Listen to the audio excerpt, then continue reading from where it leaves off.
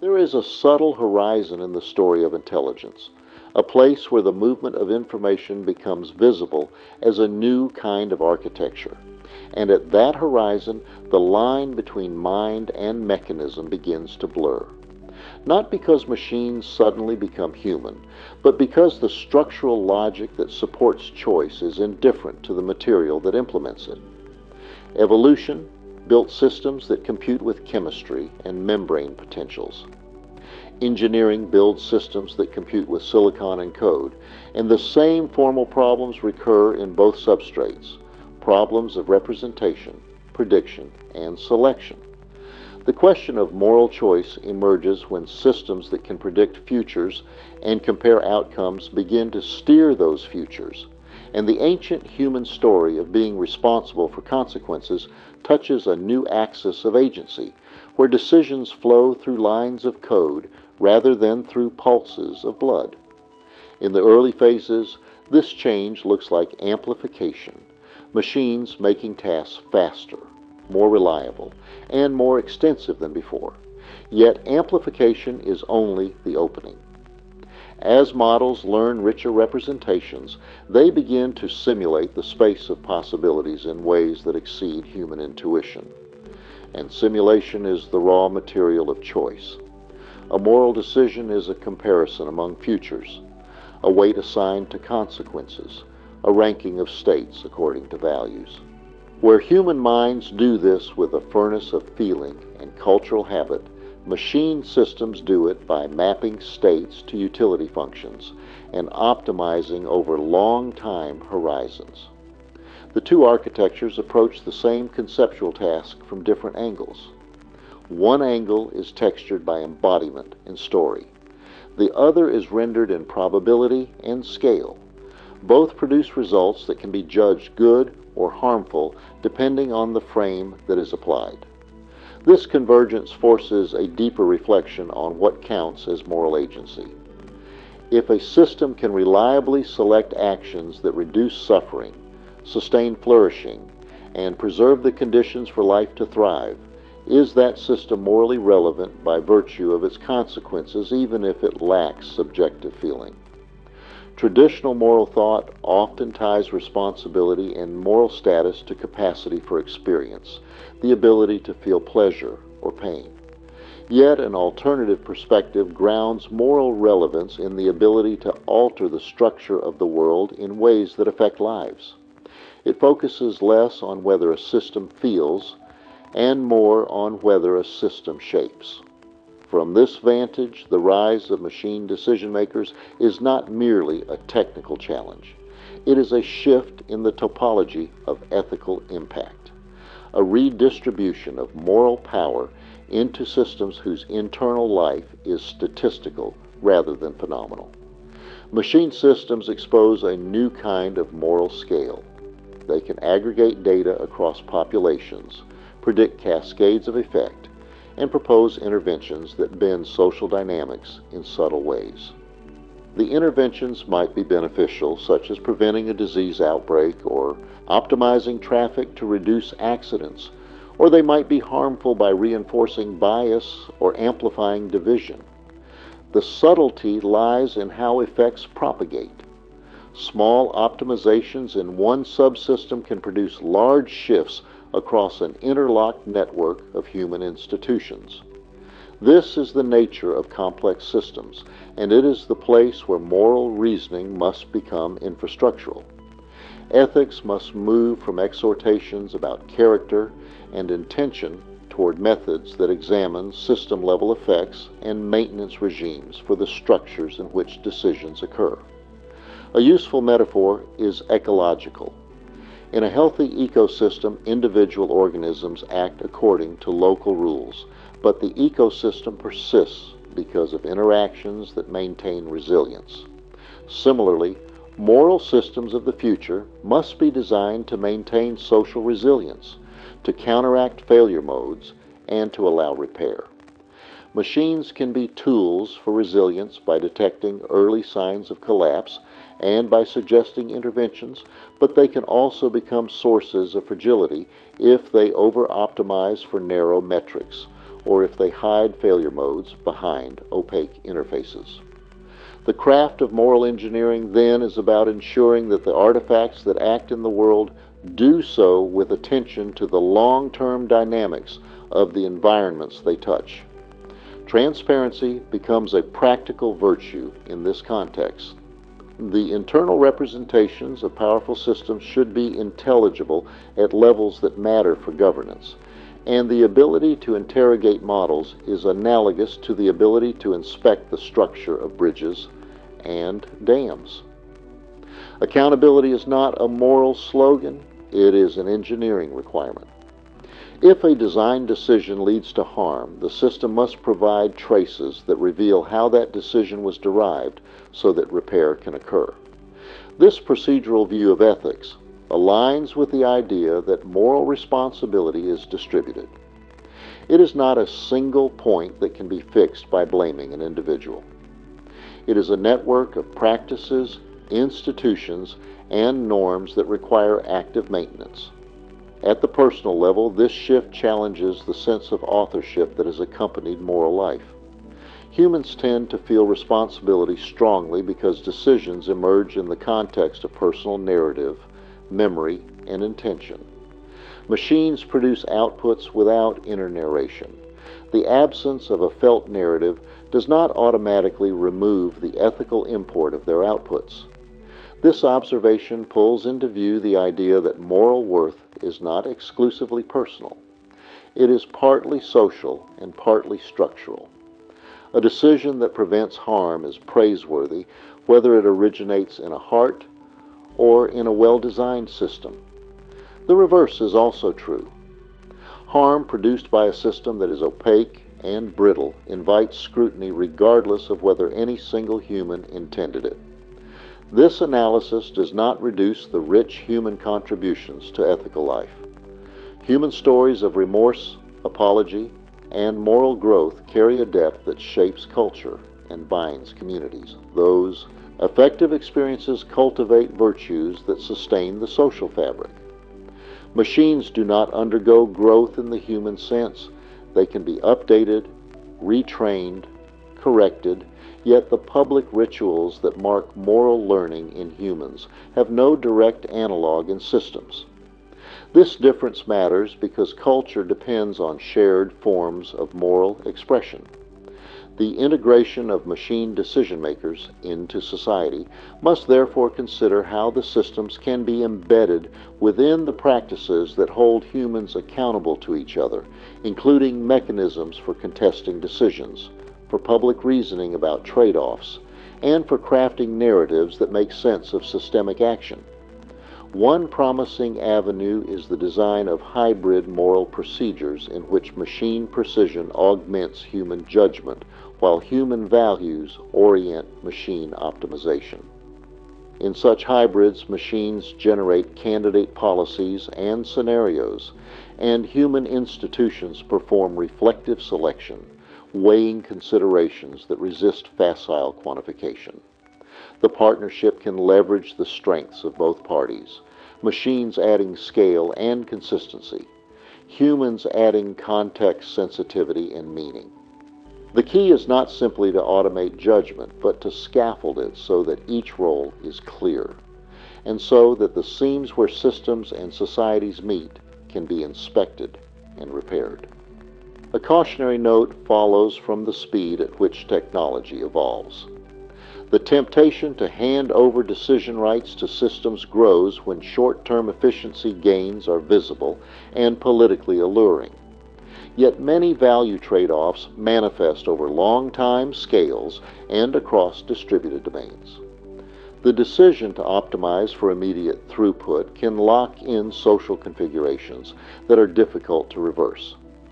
Technology then becomes an amplifier of path dependence. Moral thinking must therefore incorporate foresight and options for rollback. The precautionary practice is not anti-progress.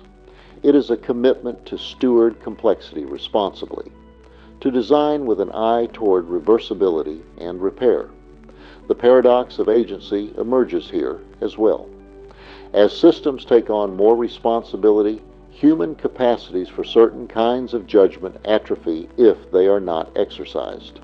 When navigation is delegated to a device, people lose experiences that cultivate spatial awareness. When health triage is delegated to an algorithm, clinicians may atrophy diagnostic habits that previously relied on embodied skill. The delegation problem is not merely instrumental, it is developmental. Systems that relieve humans of the burden of particular tasks also risk shrinking the space where human wisdom is practiced.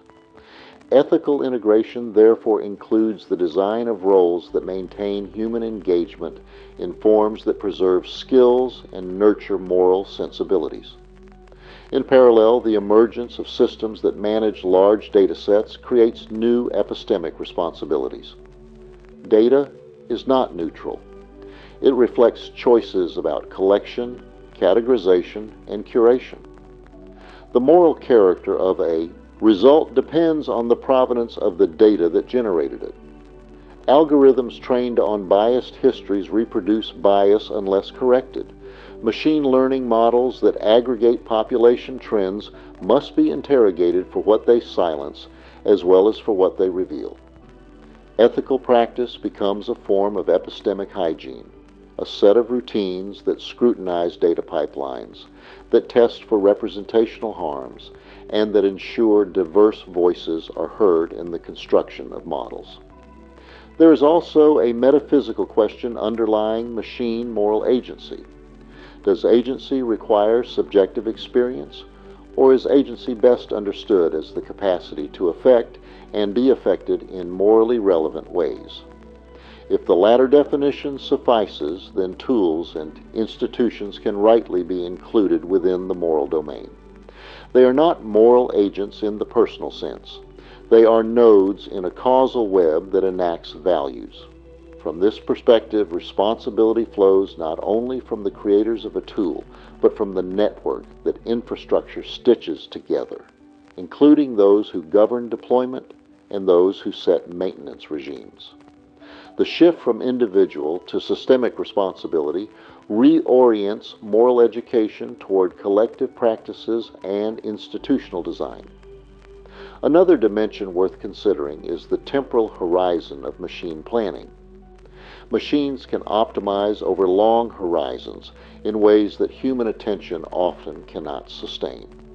They can evaluate consequences decades ahead if objective functions are specified to value such futures. This capacity is ethically significant. It allows for stewardship decisions that counter the short-term bias that plagues human institutions. Yet the specification of long-term objectives is itself fraught. Whose values are encoded into the objective functions? How are trade-offs between present welfare and future possibility negotiated? The ethical design of temporal commitments becomes a central challenge when machine agents can model far-reaching implications. The intimate relation between moral choice and language also bears reflection. Moral reasoning is often bound up with narrative, with the telling and retelling of reasons, with the capacity to persuade others of the quality of an action. Language is not merely descriptive. It shapes salience. It frames costs and benefits and highlights particular consequences for human attention. Machine systems that can produce language at scale can therefore influence moral perceptions. They can amplify ethical arguments or drown them in noise. The ethical use of generative language models is thus a domain where the distribution of moral power can shift rapidly. Careful stewardship of communicative technologies becomes part of the moral task. Alongside these structural concerns lies a psychological dimension. The presence of systems that appear infallible may erode humility. When an algorithm issues a confident verdict, people sometimes defer, even when the algorithm is mistaken.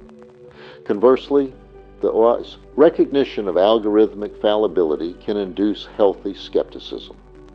The cultural calibration of trust in systems is itself an ethical artifact. Institutions must manage the oscillation between blind faith and cynical dismissal by cultivating norms of critical engagement and transparent performance metrics. A final layer of consideration addresses global inequality. The benefits and risks of machine moral systems are not evenly distributed. Technologies that enhance governance, health, education, or resilience for wealthy regions can exacerbate disadvantage elsewhere if access is unequal. Likewise, the rule sets embedded in global platforms can reflect cultural biases that neglect local norms. Ethical deployment must therefore be attentive to distributional effects, designing for inclusion and the capacity of communities to adapt and contest technological decisions that shape their futures. In the quiet calculus of the cosmos, the advent of machine minds is a chapter in a longer history of information processing systems increasing in sophistication. Each chapter in that history rewired the social and moral context in which life unfolds, from language to agriculture to industrial automation, and each change required new forms of governance, new norms, and new practices. The current epoch requires comparable transformation. It asks for institutions that can steward complexity, professional norms that anchor responsibility, and cultural practices that sustain human dignity amid technological augmentation. Meaning in this era arises not from rejecting technological progress, nor from surrendering to it. Meaning emerges from the way societies choose to integrate machines into moral life worlds, from the rituals and standards and repair practices that surround their use. Machines can help discover paths toward reduced suffering and greater flourishing. They can also obscure harms and lock in injustices. The moral task is to design the scaffolding that guides machine action toward durable human values, while recognizing that values evolve and that the systems must be adaptable and corrigible. In such a world, moral education broadens. It includes technical literacy, the capacity to read algorithmic behavior, the humility to revise positions in the face of new evidence, and the civic skills to participate in deliberation about shared objectives. It includes institutional design that prioritizes maintenance, rollback, and distributed accountability. It includes an aesthetic sensibility that appreciates the fragility of ordered systems and the virtue of repair. Above all, it requires a posture of stewardship rather than conquest, a recognition that technology amplifies intention and therefore must be shaped by long arc thinking. The human mind has long been the principal moral engine on this planet. With the development of powerful machine systems that can model, predict, and decide at scale, that engine becomes more distributed. The enlargement of moral agency, does not eliminate the need for human wisdom.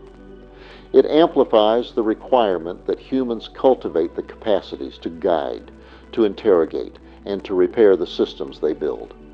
The moral horizon expands to encompass not only acts and intentions, but infrastructures and algorithms, networks, and feedback loops.